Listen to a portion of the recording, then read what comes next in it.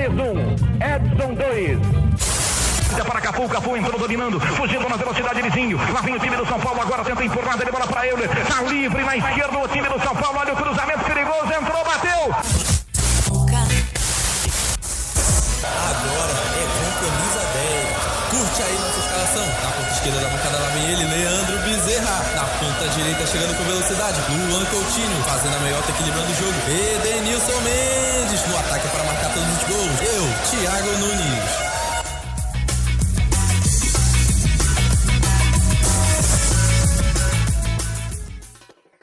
Este é o terceiro episódio, sejam bem-vindos, fãs do melhor esporte do mundo. Eu sou o Thiago Nunes e este é o podcast do Camisa 10, um programa produzido no curso de jornalismo da Universidade Federal do Amapá, na disciplina Rádio Jornalismo, orientada pela professora Roberta Scheib. Não deixe de acompanhar o nosso Instagram, @camisa10oficial.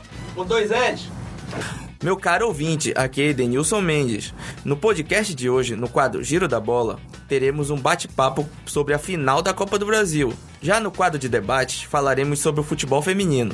Excepcionalmente neste episódio, não teremos baú do Camisa 10, mas fique tranquilo, para compensar, teremos uma excelente entrevista com uma das principais estrelas do futebol, a Aline Calandrini, também conhecida como Calan, ex-jogadora do Corinthians, Santos e também da Seleção Brasileira. E não esquecemos das decisões da Libertadores, vamos debater sobre as semifinais e palpitar sobre quem chegará na final.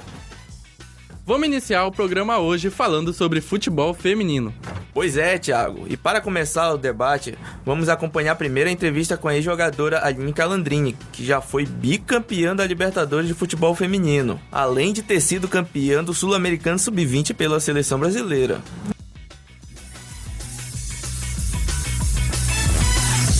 Camisa 10, entrevista.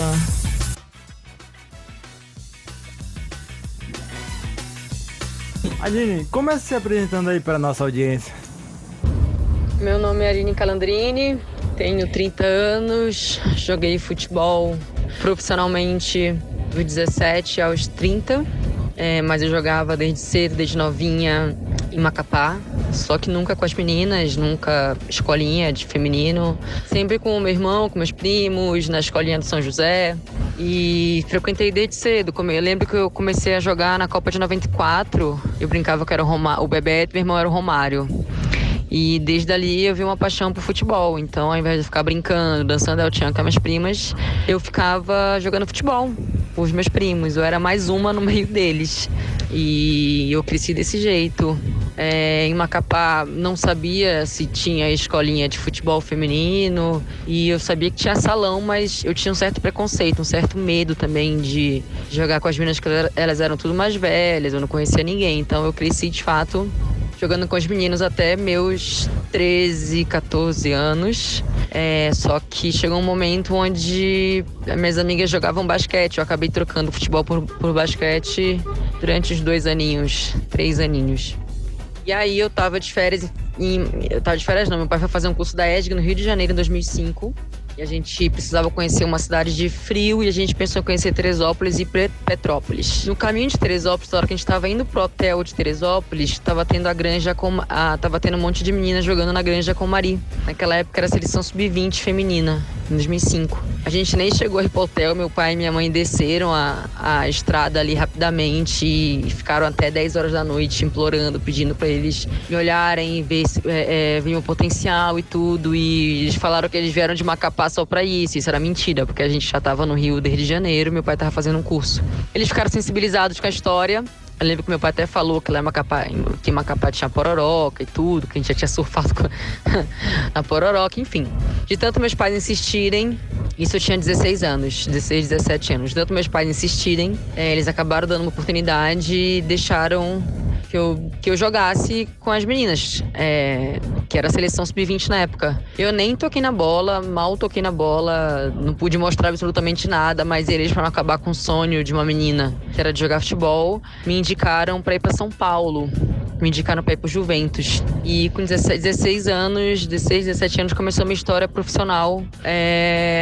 Realmente a Vera foi quando eu mudei com tudo, sozinha, meus pais me levaram até lá. E aí eu comecei a jogar futebol em 2005 profissionalmente. Profissionalmente, não profissionalmente, mas ir pro mundo do futebol feminino, de fato.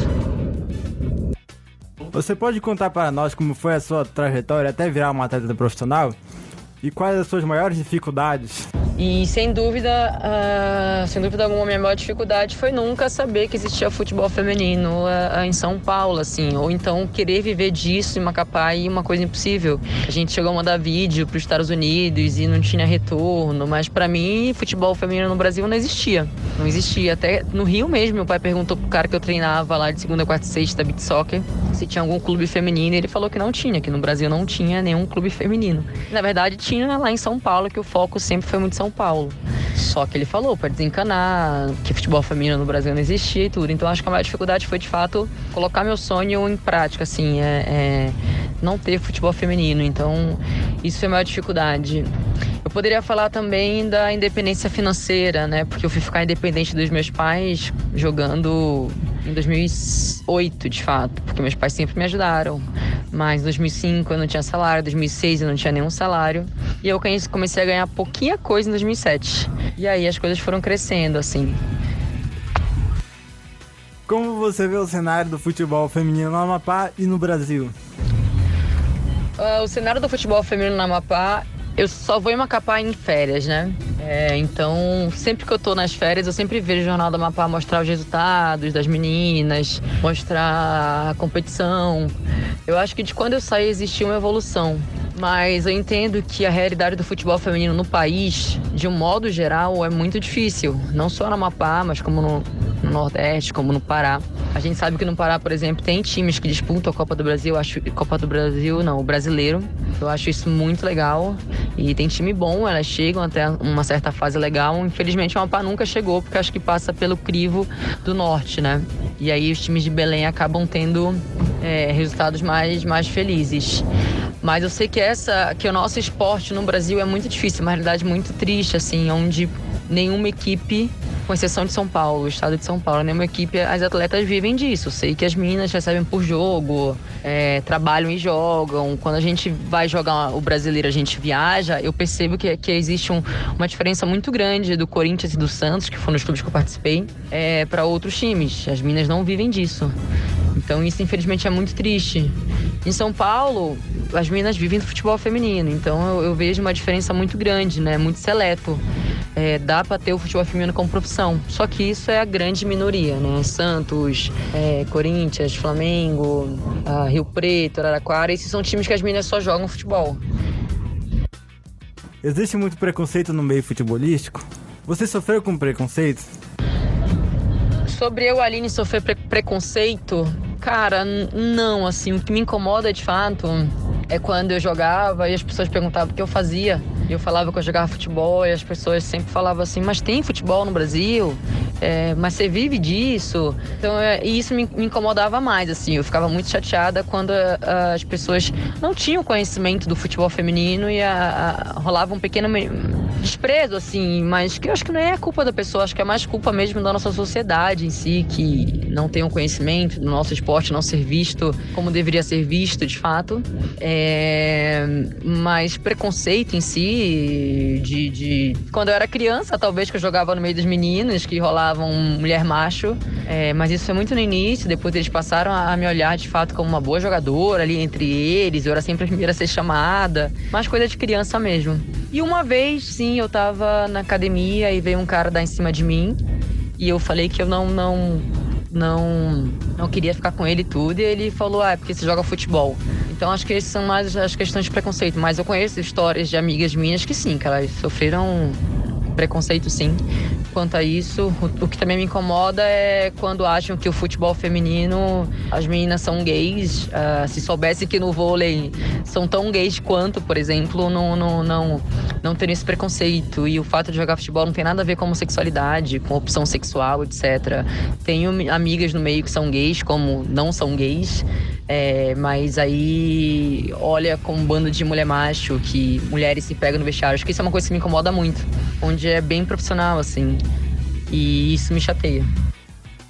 No ano passado, a seleção brasileira sofreu uma debandada de jogadores em protesto pela demissão da treinadora Emily Lima. Como você vê a participação das mulheres no mundo do futebol dentro e fora das quatro linhas?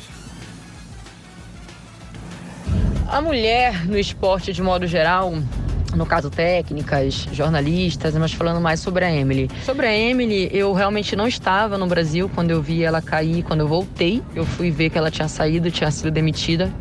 A minha opinião sobre o técnico da seleção brasileira, independente de quem seja, é que a Emily não teve tempo para mostrar o trabalho dela. Poderia ser qualquer outro técnico, poderia ser o Arthur, que é do Corinthians, poderia ser qualquer outro técnico. Não é o fato dela ser mulher, mas eu achei muita sacanagem porque ela não pôde mostrar o trabalho dela. Então, eu acho que rolou uma hipocrisia muito grande ali dentro. Eu acredito que ela tenha entrado já com data de saída. Acredito até que colocaram ela só pra falar, tem uma mulher no comando, mas com data de saída. E pra mim isso foi muito claro. Ela não teve tempo. Os resultados dela não são muito diferentes do Vadão. Então achei uma injustiça, sim, com ela ou qualquer outro técnico que tivesse passado e ficar o tempo que ficou. Técnicas no futebol feminino nós temos muito poucas. A gente tem a Emily, a gente tem a Sandra, que é preparadora física.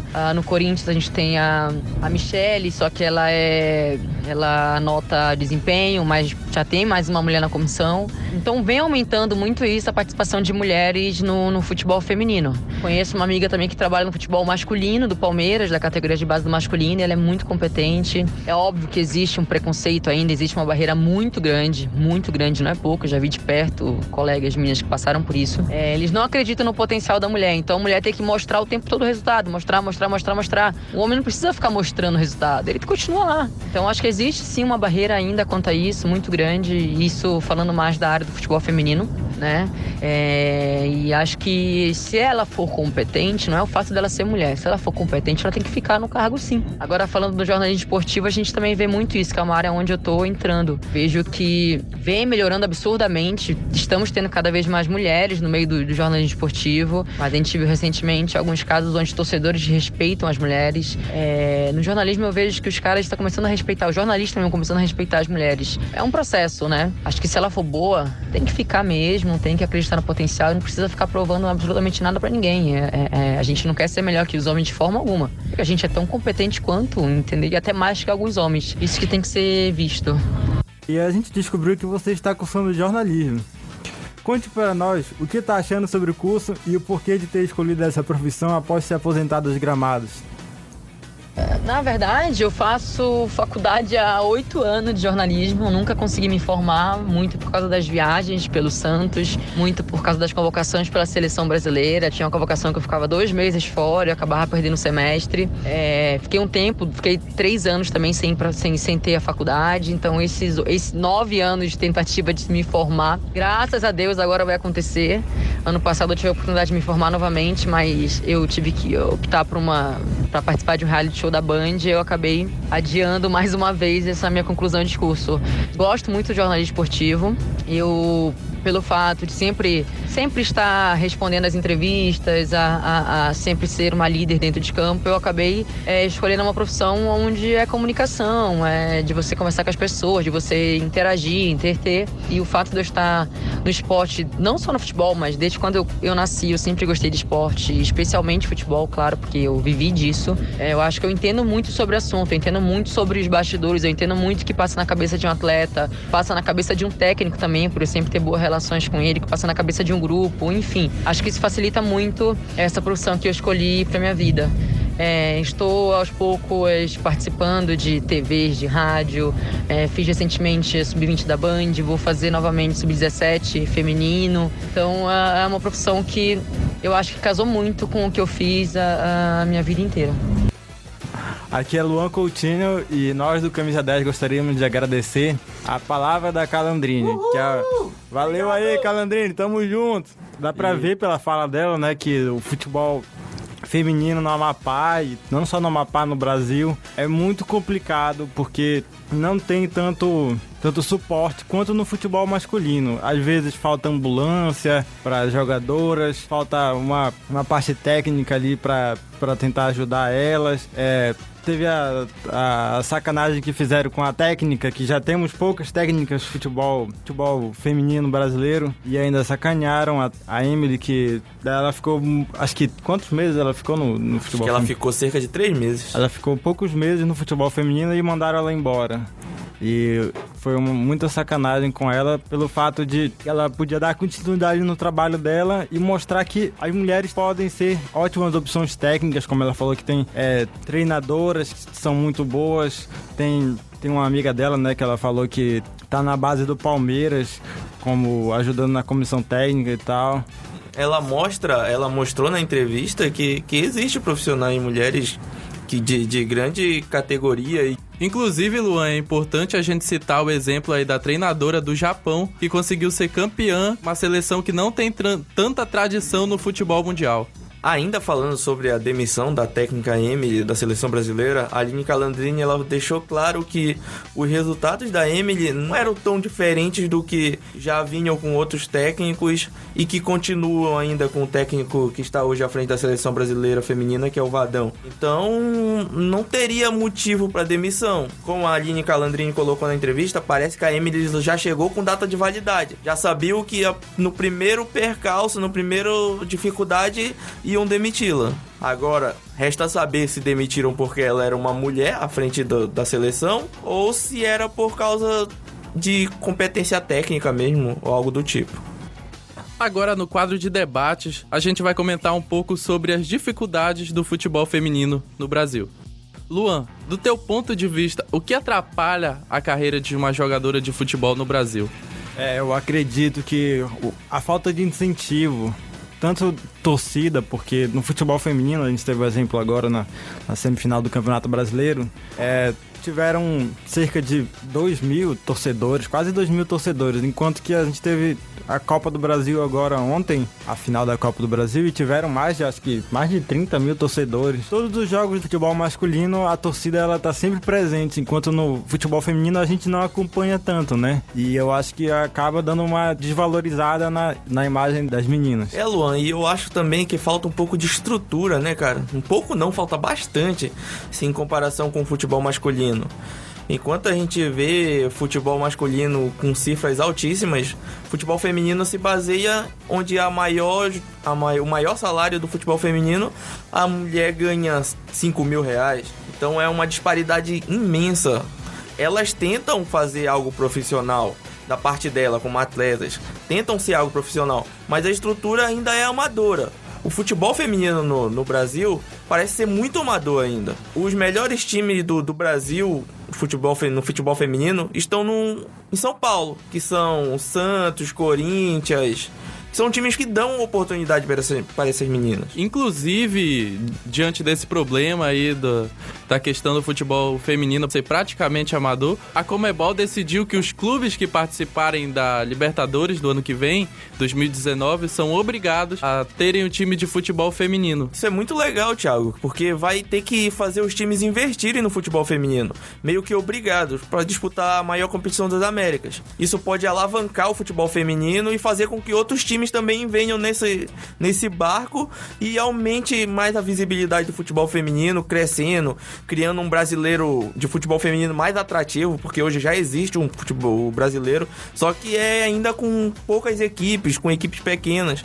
Se os clubes grandes de Série A entrarem nesse meio, o futebol feminino tem muito a evoluir, e isso vai refletir também na seleção brasileira. A seleção brasileira terá resultados muito melhores.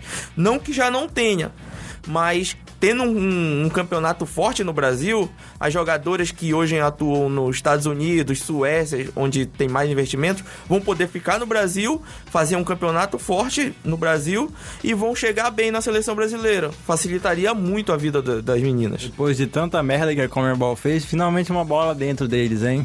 Aí, Conmebol!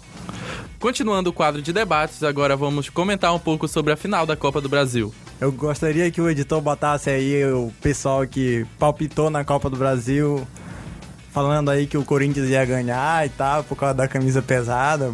Bota aí, editor. Não! Ed. Pra mim o Corinthians leva, porque eu acho que o Corinthians tem mais peso de camisa e acho...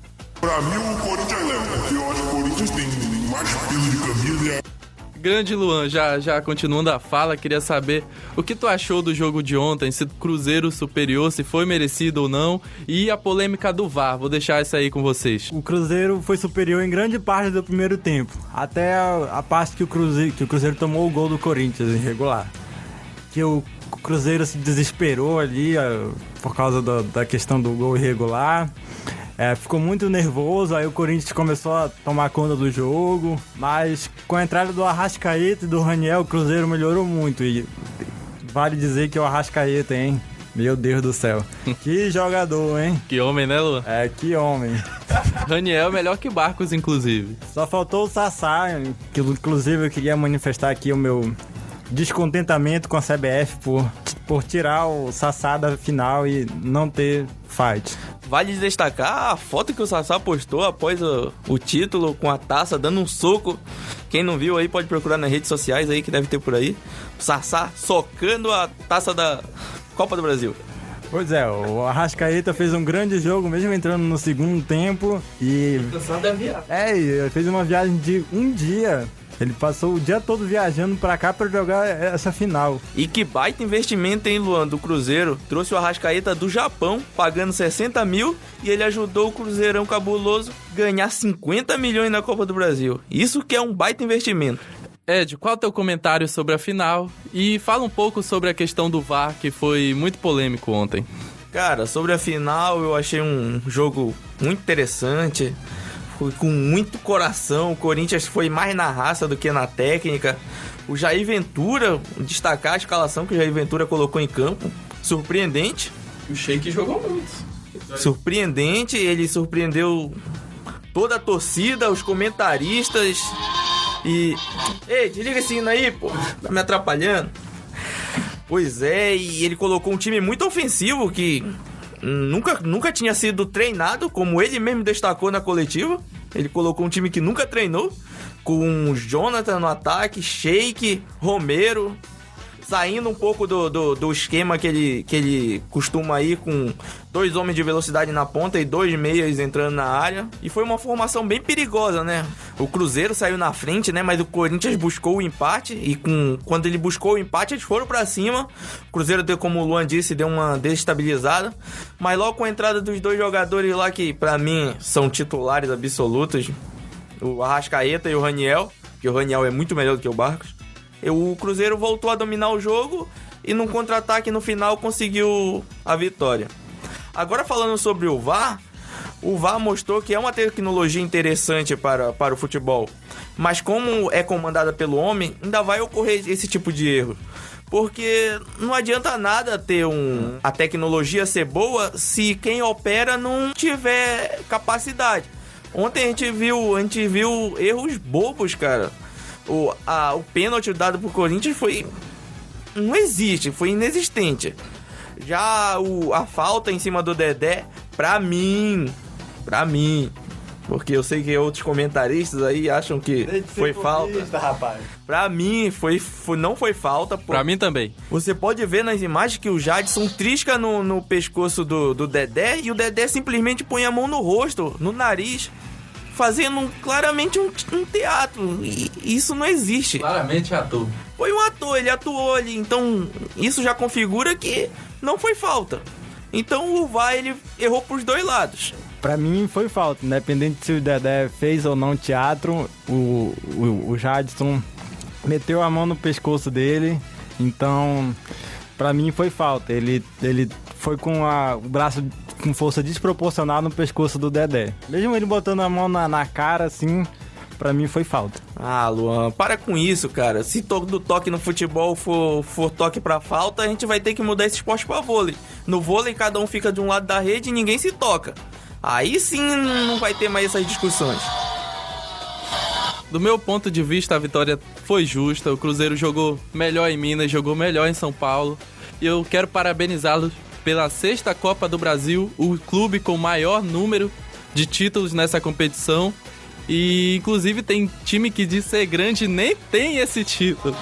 Então, fica aí meus parabéns. Chora, São Paulo! A destacar os melhores da Copa do Brasil. O Jadson foi o bola de ouro, surpreendendo a todos que esperavam um Fábio. Pra mim, o Sassá tinha que ganhar a bola de ouro. Claramente, isso aí foi manipulado. Mas ele ia socar a bola de ouro, Luan. Não ia dar muita graça, que ele ia pegar e dar um soco na bola de ouro. O melhor goleiro da competição foi o Cássio. Isso mesmo, o Fábio não ganhou como melhor goleiro. Justo. O Cruzeiro só levou o título, né? Porque os prêmios lá de jogador foram todos para jogadores do Corinthians. Calma, Luan. O juiz ganhou algum aí? O juiz... Calma, Luan, calma, que o Dedé ganhou um prêmio de melhor jogador da partida de ontem. Ele foi monstruoso. Cortou todas as bolas. Botou todo mundo no bolso. Ele foi onipresente, né? Estava em todas as partes do campo. E ficou claro também que o Sheik só serve para beijar macaco mesmo. E com esse belo comentário a gente encerra o quadro de debates. Obrigado, Ed. Obrigado, Luan. E obrigado, Leandro. E obrigado, Leandro, que tá preso no trabalho até agora. Tô chegando, hein? Libera ele aí, ô chefe do Leandro. Ô, Tite! Agora vamos comentar um pouco sobre as semifinais da Taça Libertadores da América. Na terça, 23, às 9h45, tem o primeiro jogo, River e Grêmio, na partida de ida. Na quarta, também às 9h45, joga Boca Juniors e Palmeiras. Queria saber aí de vocês, Ed e Luan, quais os palpites? Quem chega na final? Olha, Thiago, pra mim vai dar uma final Brasil e Argentina. Eu acho que vai dar Palmeiras e River Plate na grande final. Palmeiras vem numa grande ascensão aí, até o time reserva do Palmeiras tá voando. Eu acho que eles têm tudo pra chegar na final e passar pelo temido Boca Juniors. E sobre a outra semifinal, o Grêmio deu uma caída no futebol, não sei, apesar de reconhecer o trabalho do Renato Gaúcho e pode evoluir a qualquer momento novamente o time voltar a jogar como antes, mas eu acho que o River Plate tá numa fase bem melhor, vem acumulando vitórias no Campeonato Argentino e pra mim ele vai passar do Grêmio. E por isso eu acho que o River Plate tem tudo pra chegar na final contra o Palmeiras. Eu concordo aqui com o nosso comentarista Ed, principalmente porque o Grêmio provavelmente vai vir bem desfalcado. Eu não sei se o Luan vai jogar, aí o Marinho também sentiu uma lesão, então ele não vai jogar. E isso complica muito o estado do Grêmio. Como o Luan disse aí, complica bastante, porque hoje nem tanto o Luan faz tanta diferença, mas o Everton faz muita diferença. E ele já voltou a jogar no Brasileirão, mas se ele não tiver 100% vai ficar complicado, porque hoje o Everton é o espírito do Grêmio. Não é à toa que ele tá na seleção brasileira, né? No lado lá, Palmeiras e Boca, eu acredito que o Palmeiras passe porque o Palmeiras vem numa crescente muito grande com o Felipão e ele recuperou jogadores como o Daverson, que... Meu Deus do céu, o que o Davidson fazia pelo Palmeiras era complicado. E também por causa da lesão do Boca. E alô, Tite, o Davidson tá esperando uma chance aí, hein? E falando sobre o Davidson aí, cara, o Vasco ressuscitou o Davidson. Até o jogo contra o Vasco, o Davidson tinha pouquíssimos gols, era odiado pela torcida. Quando fez aquele gol lá na vitória do Palmeiras contra o Vasco lá em São Paulo, o cara desandou a fazer gol. Faz gol quase todo jogo, fazendo 2 gols. Ainda faz firulas com o adversário, brinca, sai de campo dizendo que tem um parafuso a menos, mas que tá melhorando. Davidson é uma grande atração do Campeonato Brasileiro aí. E da Libertadores também, hein? O Vasco vem ressuscitando aí uns centroavantes, né? O Gabigol, que agora é... Vários, né? O Gabigol, que tava jogando muito mal, meteu 3 no Vasco. Bora deixar isso aí assunto pra outros carnavais, deixa o Vasco pra lá, deixa o Vasco quieto. Pois é, pra mim vai ser River e Palmeiras na final da Libertadores. E você, Thiago, o que é que você acha sobre as semifinais? Quem passa? Acho que a decisão é unânime aqui, né? Eu também fico com o River e Palmeiras. O Palmeiras aí numa crescente muito boa, tendo praticamente 2 times. Não tem time reserva, só tem time titular, né? Do lado oposto, o Grêmio não vem jogando bem, vem tendo alguns desfalques. Apesar de ser o atual campeão da Libertadores, vai enfrentar uma grande pedreira que é o River. Então fico com essa final, Brasil e Argentina, Palmeiras e River. Real Madrid e Palmeiras na final. Inclusive Daverson metendo gol no Real. Se o Real Madrid tomar gol do Davidson numa possível final de Mundial, é questão pra fechar as portas, né? Fechar as portas do clube aí, que mesmo com 13 Champions não pode tomar gol do Davidson, hein? O Barcelona tomou o gol do Gabiru, pô. Ótimo argumento. Bem lembrado, então pode tomar, Real. E esses foram os palpites aqui do Luan, Ed e eu, Thiago. E do Leandro também. E mais uma vez lembrando que o Leandro tá preso no trabalho. Alô, chefe do Leandro, por favor, libera ele aí. Solta o Leandro! Solta o Leandro nessa... Alô, comentarista Leandro, mande uma mensagem aqui para os nossos ouvintes. Olá, galera, saudade de vocês. No próximo programa tamo junto aí. Valeu. Valeu. Muito obrigado, aqui a nossa mensagem de carinho do nosso comentarista Leandro. Solta o Leandro aí, pô. Fica aqui o nosso argumento para o chefe do Leandro soltar ele, por favor.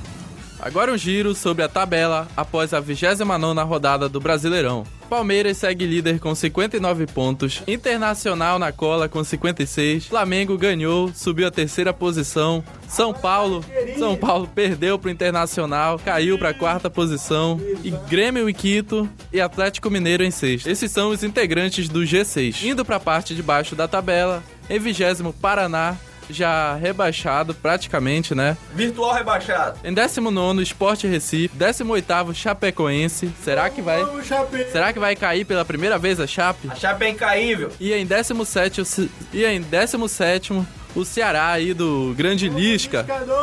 Ó, trazendo a informação aí que o Chapecoense trocou de técnico, né? Demitiu o Gordiola e trouxe o técnico Claudinei Oliveira do Paraná. E vale destacar aí como o Claudinei Oliveira gosta de times que estão na zona de rebaixamento.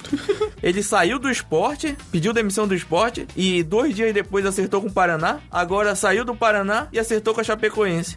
Se tudo der certo, ele pode participar do rebaixamento de 3 times. E o Vasco, que saiu da degola, ganhando do Cruzeiro de 2-0, se encontra agora na 14ª posição. E olha aí, estão deixando o Vasco sonhar, hein? Os torcedores do Vasco já estão sonhando com a Copa Sul-Americana 2019, hein? Para com isso aí, Luan. O Vasco já tá perto do Palmeiras, o Palmeiras já tá vendo o Vasco no retrovisor. Segura o gigante da colina.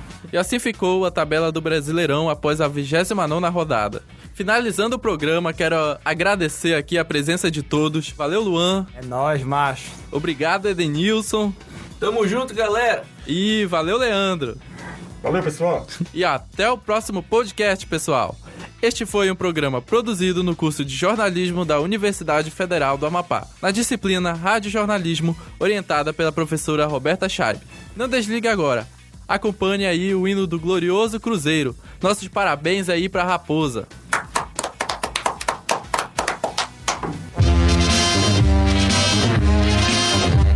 Existe um grande clube na cidade que mora dentro do meu coração. Eu vivo cheio de vaidade, pois na realidade é um grande campeão. Nos gramados de Minas Gerais temos páginas heróicas e imortais. Cruzeiro, Cruzeiro querido, tão combatido, jamais vencido.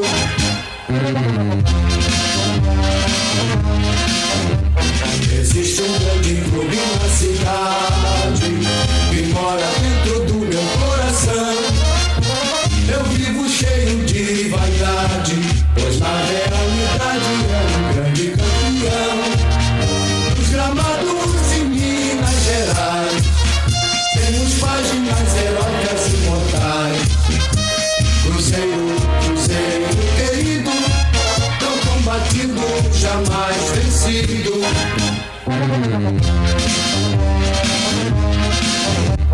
Existe um grande clube na cidade que mora dentro do meu coração. Eu vivo cheio de vaidade, pois na realidade